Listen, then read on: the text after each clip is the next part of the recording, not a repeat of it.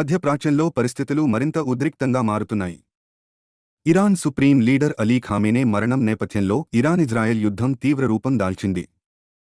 Khamenei హత్యకు ప్రతీకారంగా Lebanon militant group Hezbollah ఇజ్రాయెల్పై క్షిపణి దాడులకు దిగింది. దీనికి దీటుగా స్పందించిన ఇజ్రాయెల్ డిఫెన్స్ ఫోర్సెస్ లెబనాన్ రాజధానిలోని హెజ్బొల్లా స్థావరాలపై తీవ్ర ప్రతిదాడులు కొనసాగిస్తోంది.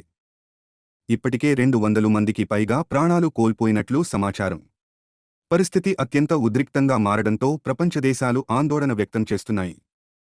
ఇదిలా ఉండగా ఇరాన్ తన తదుపరి సుప్రీం లీడర్గా ముజ్తబాని నియమించినట్లు తెలుస్తోంది. మధ్యప్రాచ్య పరిణామాలు అంతర్జాతీయ స్థాయిలో కీలక మలుపు తిరిగే అవకాశాలు కనిపిస్తున్నాయి.